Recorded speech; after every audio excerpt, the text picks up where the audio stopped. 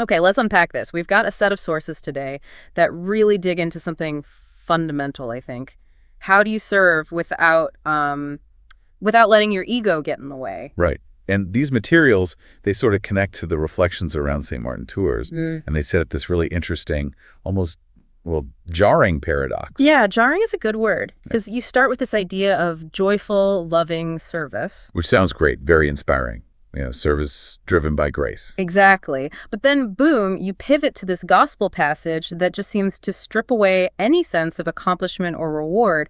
It hits you with this standard of being an unprofitable servant. It really does. It's like an intellectual tightrope walk. So that's our mission for this deep dive. How do we reconcile these things? How can you serve with total gladness, like Psalm 100 says, but also fully accept that, technically speaking, your best effort doesn't earn you anything? What's the connection between our effort now and, our ultimate destiny, according to these texts? It's a deep question. Let's get into it. All right, so let's start with the foundation. Before the really tough part, we get this ideal attitude laid out. The Psalms give us that beautiful line, serve the Lord with gladness, come before him with joyful song. Yeah, Psalm 100, verse 2.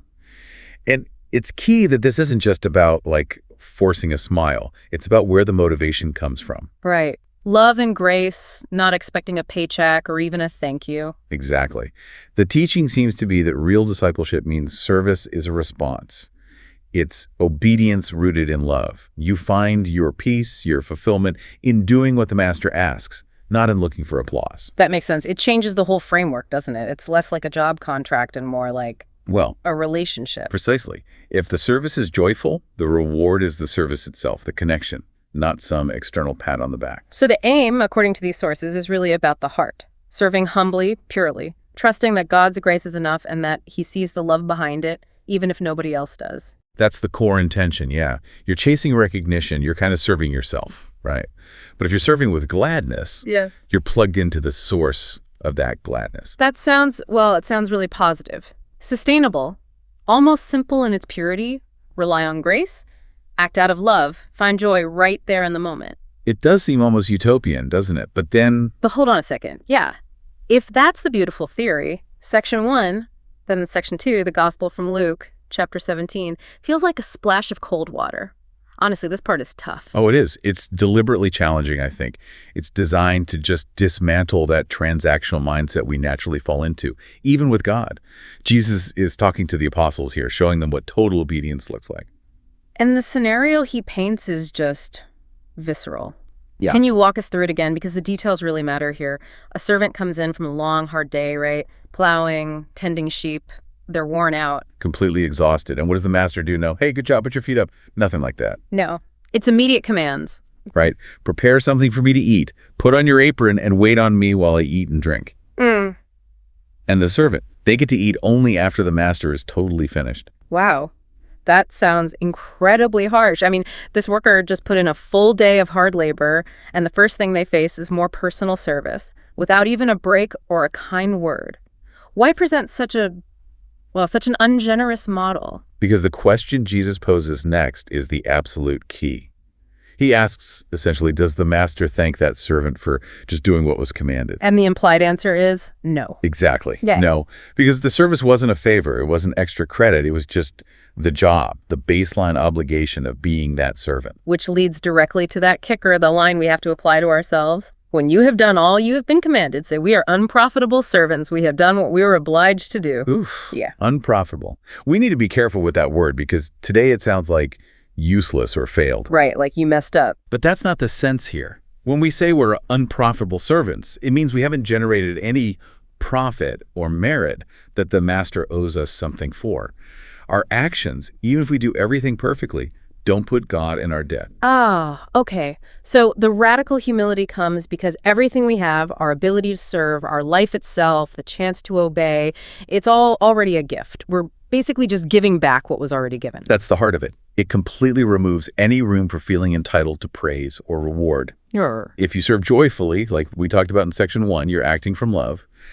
If you claim no merit, like here in section 2, you're keeping that love pure, non-transactional. So this strict standard, this unprofitable idea actually reinforces the first part. It makes sure the obedience really is just obedience, just love. Precisely. It's what you were in essence, hired to do as a disciple.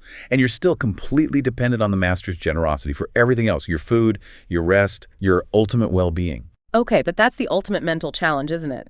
Pouring yourself out completely, giving 100% effort, while simultaneously accepting you have zero claim to any reward based on that effort. If our absolute best is still technically unprofitable, where's the hope? Where's the long-term meaning in that kind of commitment? And that question leads us perfectly into the third pillar of these texts, the bigger picture, the ultimate context. The reason we can perhaps sustain this unprofitable mindset is because what's promised beyond this life dwarfs any earthly profit or reward. We shift from the immediate, demanding present of Luke 17 to the ultimate destiny described in places like the Book of Wisdom. Right. So wisdom starts by saying God made us to be imperishable, right? In his own image. What happened? Well, the text points to the envy of the devil. That's how death entered the picture. Those who align themselves with that envy, they experience destruction. But then there's the stark contrast for the just, the ones who stick to that path of humble obedience. And what's their fate? Their souls, it says, are in the hand of God. No torment touches them. And this is key, how suffering is perceived.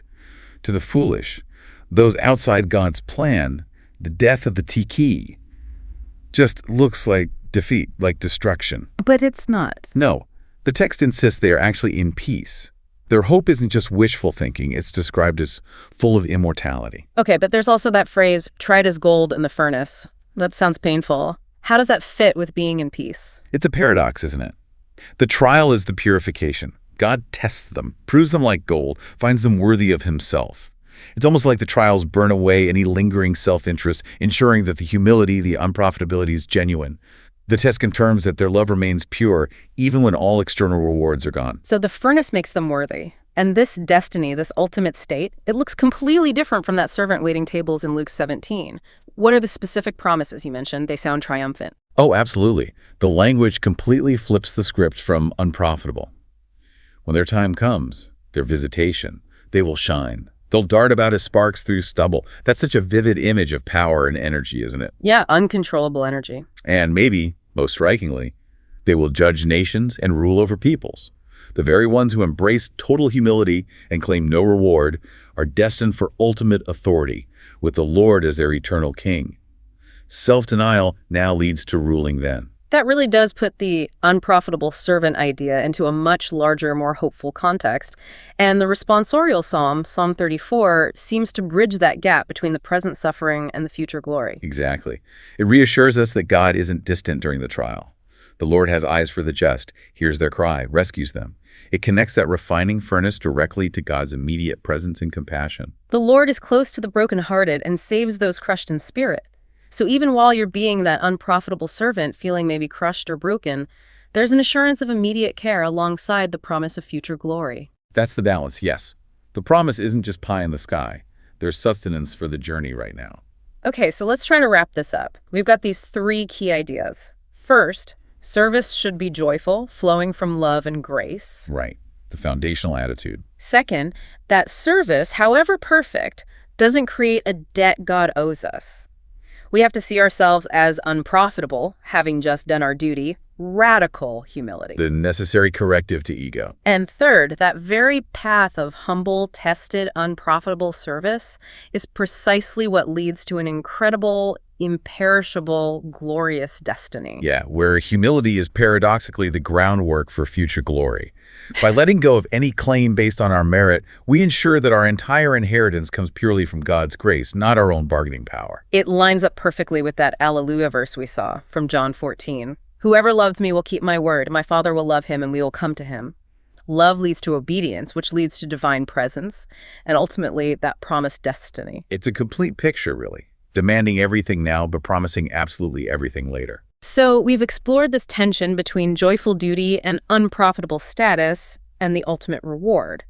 But maybe there's a final thought to leave everyone with. Well, building on that tension, particularly between the master's demands in Luke 17 and the promise of ruling in Wisdom 3, consider this. If being an unprofitable servant simply means doing everything you are commanded, everything you're obliged to do. Just fulfilling the baseline requirement of the relationship. Right. Then what, if anything, could possibly constitute an act of service that goes beyond mere obligation? If the standard is already 100% obedience with 0% claim, What does truly exceptional self-giving love look like in that context?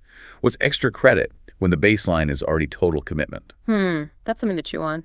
What goes beyond doing all you are obliged to do? A challenging thought to end on.